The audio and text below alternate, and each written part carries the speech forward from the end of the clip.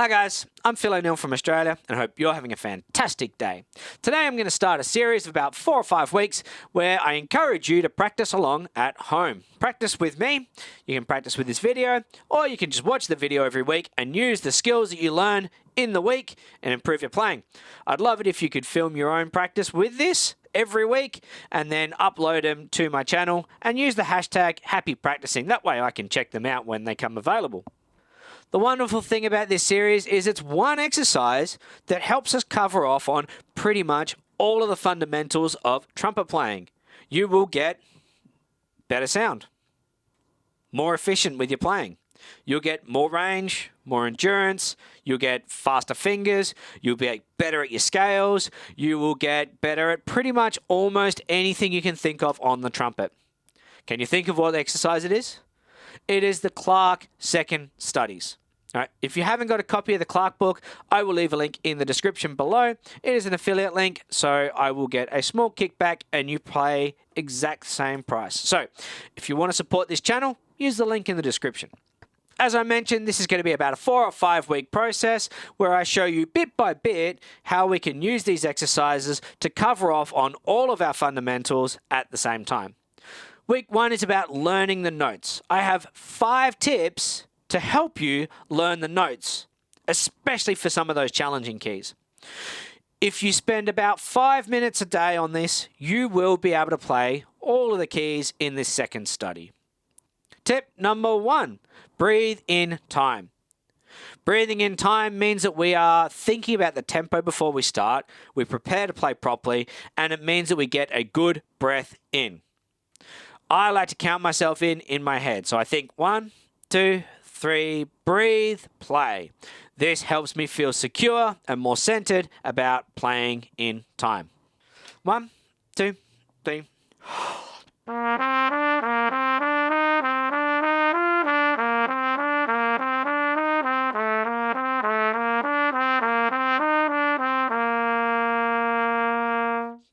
Tip number 2. Slam the valves down. Have a listen to this. Do you hear that clunking? For this exercise, that clunking is a good thing. If we slam the valves down firmly while we play, it's going to build the muscles and the strength and the speed of our fingers so that we can get faster and more accurate with our valves. I like to try playing these exercises softly and slam the valves down so firmly that I hear the clunking louder than I hear the trumpet. 1, 2, 3.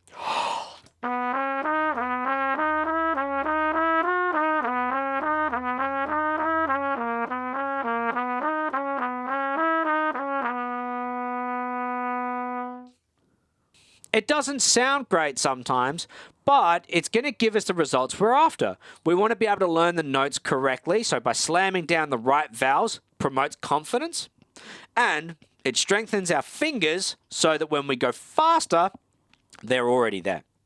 Tip number 3. For challenging keys, try learning with your left hand. Use the valves with your left hand. Using your left hand uses the other side of your brain for the muscle memory and can help you to slow down without the frustration and be more accurate with pushing the right valves down. Then after learning it correctly with your left hand, go back to playing with your right hand and you'll find it much easier. Once again, I'm going to use tip 1, 2, and 3 this time. So I'll count myself in to breathe in time. I will slam the valves down and I'm going to learn it with my left hand. 1, 2, 3.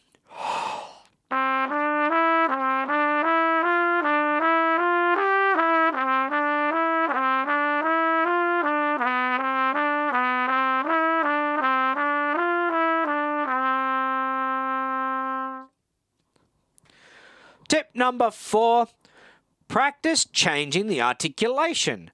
So sometimes I like to go 3 slurred, 1 tongued.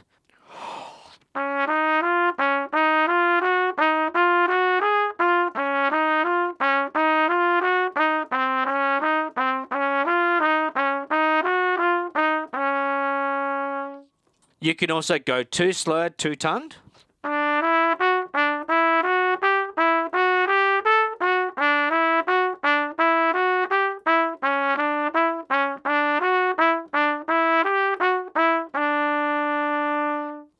Too tongued, too slurred.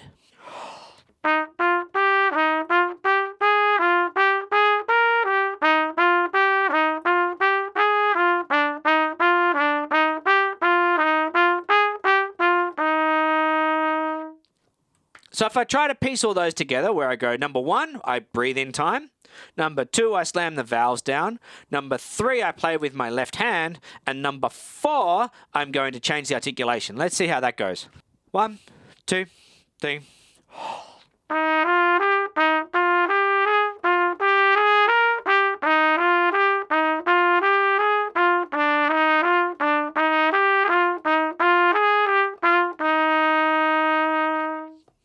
Before I get on with tip number 5, if you're looking to improve your trumpet playing, check out my free guide, Play Like a Pro, on the side. It's a really solid practice routine to help you in just a small amount of time get a large amount of results. So you can sound like a professional player like myself and just keep your practice to the minimal that you need to for improvement. So check that out. I will leave a link in the description below. And tip number 5, use a metronome when you're practicing. Quite often when we see a lot of scale runs, whether they be quavers or 8th notes or 16th notes, semi-quavers, we like to panic a little bit. We keep trying to push the tempo on ourselves and we rush instead of sticking to the original tempo. If you use a metronome, it holds you accountable to playing in time at the steady tempo that you start with, which then prevents you from rushing and making more mistakes. So here I'm going to link number 1, breathe in time, number 2, slam the valves down, and number 5, use a metronome. 1, 2, 3.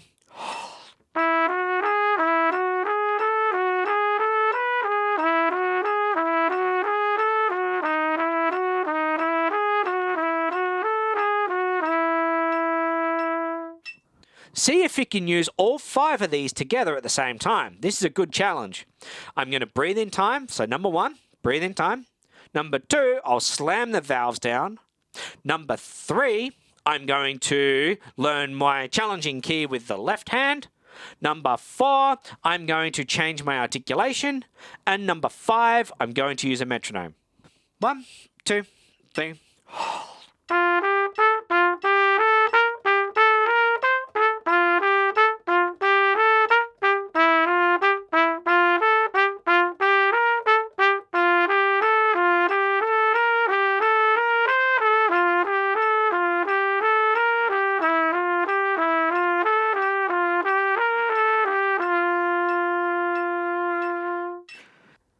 Practice these 5 tips this week and video your progress. Upload the video to YouTube and use the hashtag #HappyPracticing and send it my way so I can see how you guys are doing with your practice. I can even offer some tips to help you out even further.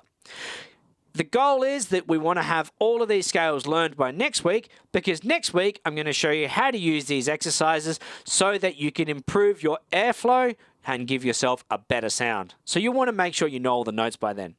Make sure you subscribe and tick the bell notification button so that you will get a notification in your email box or when you open up YouTube next time when I've uploaded the video next week. Don't forget my free guide, Play Like a Pro, on the side. And as always, I'm Phil O'Neill from Australia, and happy practicing.